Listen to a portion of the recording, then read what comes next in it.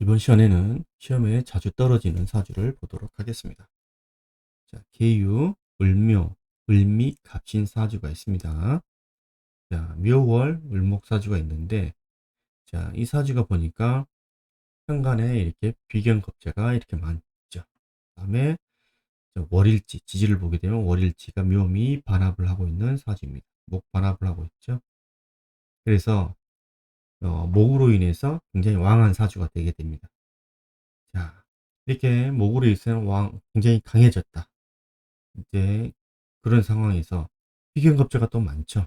이 사주가. 자, 근데 이제 비견겁제를 제어줄 만한 우리 관성이 천간에 두드러지지 않았다. 관성이라는 거는 비견겁제를 제어할 수 있는 힘이 되는 거죠. 나의 경쟁력을 곧 의미합니다. 자, 근데 관성이 지지에만 이렇게 있다 이거죠. 자, 그러면 우리가 시험에 아주 떨어진다. 시험이라는 거는 우리가 항상 보게 되면은 인성을 먼저 보게 되죠. 인성을 보게 되는데 꼭 인성뿐만 아니라 우리가 식재관을 다 돌려서 봐야 됩니다. 식재관을 다 봐줘야 돼요. 인성운이 없으면 시험운이 없느냐? 그렇진 않죠. 자, 그래서 인성을 뭐 많이 우리가 얘기하기도 하지만 식재관을 다 동시에 봐야 된다. 자, 이런 경우는 그러면은 인성을 한번 보도록 하겠습니다. 인성이라는 건 연간에 개수가 있어요. 개수 편인이 있습니다. 자, 개수 편인이 있는데 개수 편인은 우리가 시지에 있는 신금에다 통보를 하고 있죠. 그죠? 자, 그런데 이제 논외로 앉은 자리가 이제 인성이란 말이죠. 그래서 금생수, 오행상으로는 우리 금생수를 논할 수가 있어도 통분력 차원에서는 개수는 유금에 통분을 하지 않아요. 자, 우리가 이게 논쟁이 많죠. 통분을 했느냐 마느냐. 참 논쟁이 많은데 간단합니다. 천간에 어떤 오행이 통분을 했느냐, 지지 안 했느냐 하는 거는 간단히 볼 수 있는 방법이 자, 상합과 삼합에만 통분을 한다 이렇게 보시면 되어요. 삼합과 방합. 그렇게 되면 자, 개수를 보게 되면 개수는 수입니다. 수. 그러면은 삼합은 뭐죠? 신자진이죠. 신자진이 삼합. 자, 그럼 방합은 뭐죠?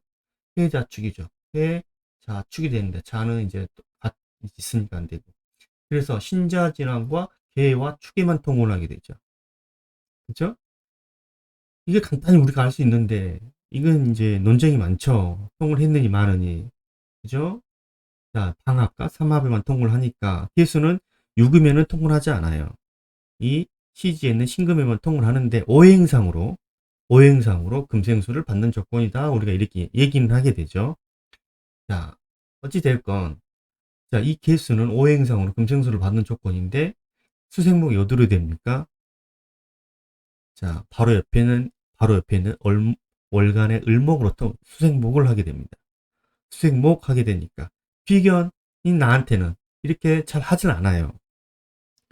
자, 그렇기 때문에 이 인성의 조건은 누가 더 유리하다? 나의 비견이 더 유리하더라 이거죠.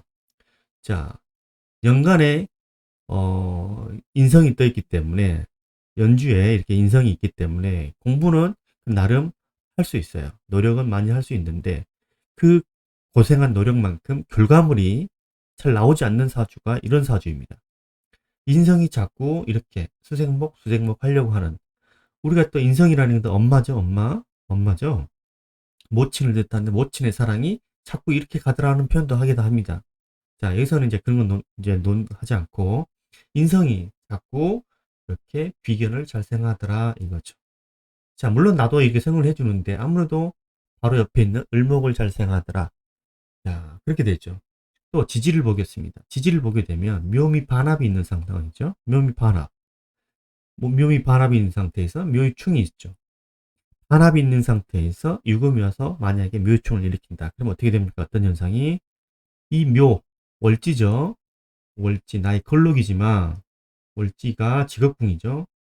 자꾸 어디로? 미터 속으로 자동 입구가 돼버려요. 미터 속으로. 자, 그러면 나의 월지 직업궁 자체가 자꾸 입고되더라. 자, 직업궁이 잘 열린다, 안 열린다? 잘 열리지 않아요. 자, 그러면 묘충 자체 유금은 어떻게 됩니까? 유금은 자동으로 타격이 더 크겠죠. 그죠? 묘음이라는 거 왕자, 왕신의 결과인데, 이 유금이 와서 왕자, 왕신을 건드리게 되면 유금은 상당히 타격을 많이 받게 돼 있더라. 그래서 이렇게 입고되는 현상이 종종 나오는 현상이 있기 때문에 이, 이런 사주들은 직업을 갖기가 조금은 어려울 수 있어요. 쉽게 얻어지지 않더라. 만약에 쉽게 얻었더라도 자꾸 변동이 심하게 나오더라. 이렇게 우리가 알 수가 있습니다. 자, 그러면은 임자대운이 왔다 보겠습니다. 임자대운이 오게 되면 임자대운이 왔다는 거는 아무래도 인성운이니까 간지로 인성운이 공부를 하겠다 이거죠. 그런데 이 임수가 어디로 갑니까? 수생목 이렇게 가버리죠. 이것도 이걸 많이 하죠. 아무래도 인성이라는 걸 체감을 많이 하지만 결과물이 어떻게 됐냐 이거죠. 결과물이 자꾸 겁지한테 가더라 이거예요. 음은 양은 양을 잘 생각하고 음은 음을 잘 생각하게 되죠. 그렇기 때문에 수생목은 시간에 있는 간목으로 잘 생각하게 되죠. 그러면 겁지한테 결과물이 가는 거죠. 겁자라는 건 나한테 뭘 뺏는 인자죠. 뺏느냐, 뺏기느냐. 비견은 경쟁의 원리가 되죠.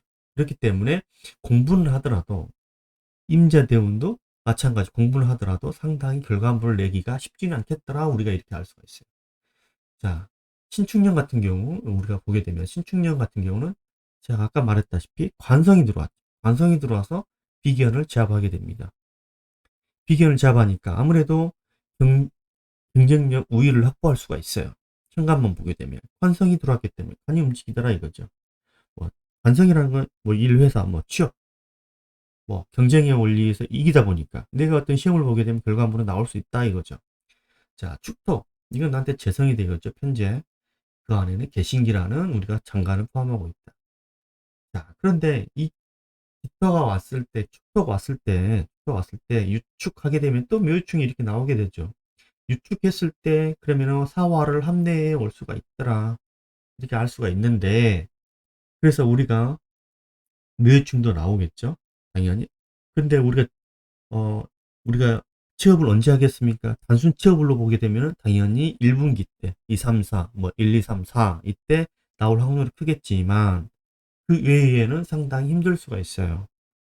물론 이제 3분기 때 가면 어떤 뭐 조금 관의 변동이 다시 한번 발생하게 되지만 그렇죠? 이렇게 신축년처럼 이렇게 천간으로 관성이 와서 비견갑을 제어해주고 지지에서는 또 관성을 키워놨고 이렇게 되면 좀 괜찮을 수는 있지만 이제 시험운으로는 조금 약한 운은 되긴 되어요. 시험운으로는.